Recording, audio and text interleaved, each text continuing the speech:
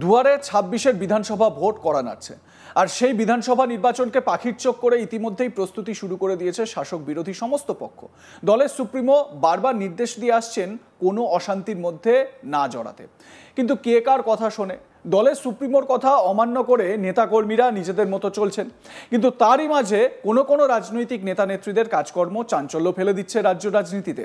যেমন এবার এক তৃণমূল নেতার কীর্তিতে ছড়ালো চাঞ্চল্য। মেডিকেল কলেজে ঢুকে তৃণমূল শ্রমিক নেতার দাদাগিরি, আরজি করের ঘটনা এখনো দগদগে, আর এরই মধ্যে আবার হাসপাতালে ঢুকে তাণ্ডব। অস্থায়ী গ্রুপ ডি কর্মীদের ধরে বেধড়ক মারধরের অভিযোগ সামনে এসেছে। ৫ লক্ষ টাকা না দিলে প্রাণনাশের হুমকি পর্যন্ত দেওয়া হয়।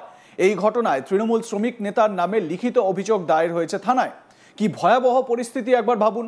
মেডিকেল কলেজের ভিতরে ঢুকে হাসপাতালের কর্মীদের গায়ে হাত দিচ্ছেন তৃণমূল নেতা, সেই সঙ্গে টাকা চেয়ে হুমকি পর্যন্ত দেওয়া হচ্ছে। ছি, এর থেকে আর লজ্জার কি বা হতে পারে?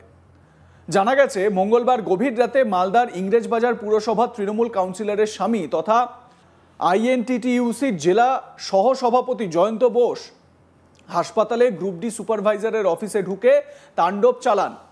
মারধর করা হয় ডিউটিতে থাকা শাহিম বিশ্বাস এবং বিশ্বজিৎ সিংহকে। মনে করা হচ্ছে সেই সময় তিনি বোতল গিলেছিলেন। সেই সঙ্গে ৫ লক্ষ টাকা দাবি করা হয়। মালদা মেডিকেল কলেজ হাসপাতালে এই মুহূর্তে দিল্লির একটি কোম্পানির অধীনে ১৩৫ জন গ্রুপ ডির কর্মচারী রয়েছেন, যাদের মধ্যে প্রায় ৫০ জন মহিলা। চলতি বছরের অগস্ট মাসে ওই কোম্পানি দায়িত্ব নেয়। অভিযোগ, তৃণমূল শ্রমিক নেতা হাসপাতালে ঢুকে অস্থায়ী গ্রুপ ডি কর্মীদের মারধর করে, সেই কোম্পানির কাছে ৫ লক্ষ টাকা দাবি করে। এদিকে বুধবার সকালে বিষয়টি জানাজানি হতেই বিক্ষোভে ফেটে পড়েন অন্যান্য কর্মীরা।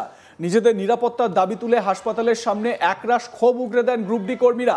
ঘটনার পর থেকে যথেষ্ট আতঙ্কে ওই হাসপাতালের কর্মীরা।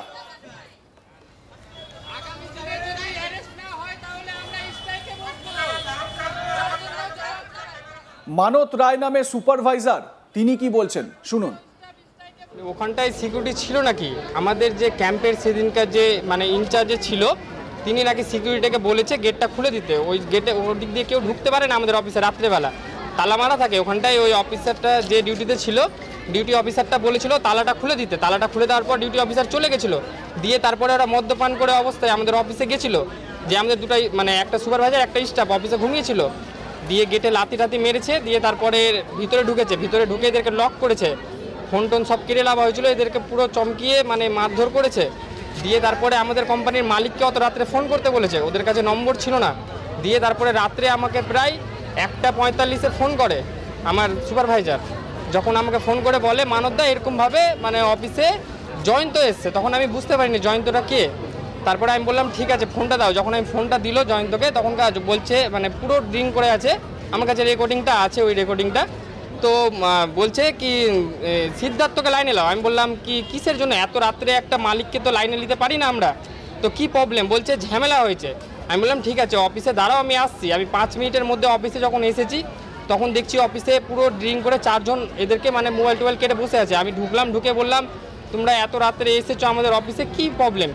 তখন বলছে কি আমরা যেটা বলবো সেটাই হচ্ছে ফাইনাল কথা, ঠিক আছে তো তোমার মালিককে ফোনটা লাগাও। আমি বললাম তোমাদের যদি কোনো কথা থাকে তাহলে সকালে আসো, সন্ধ্যাবেলা আসো, একটা টাইম হয়, এই টাইমে আসিও না। তখন বলছে বেশি কথা বলিস না, না তাহলে এখানটা কেউ বাঁচাতে পারবে না, ঠিক আছে তো? আমি বললাম তাহলে এটা কেমন ধরনের কথাবার্তা? তখন বলছে কি মালিককে বল আমাদের যেটা পার্সেন্টেজ থাকে সেটা দিয়ে আমাদেরকে এখানটা কাজ করতে হবে। কত টাকা? 5 লাখ টাকা দাবি ওদেরকে করেছে। জয়ন্ত বোস করেছে, আইএনটিটিসির প্রেসিডেন্ট বলছিল, নিজেকে পরিচয় দিয়েছে আইএনটিটিসির প্রেসিডেন্ট, তৃণমূলের কাউন্সিলর নিজেকে পরিচয় দিয়েছে তৃণমূলের। মালদা হাসপাতাল মেডিকেল কলেজের নাকি সুপারভাইজার ছিলেন নাকি উনি, যেটা রাত্রে পরিচয় দিচ্ছে এগুলো। দিয়ে তারপরে তো ওখান থেকে বেরিয়ে আমরা কোনো রকমভাবে ফাঁড়িতে গেলাম।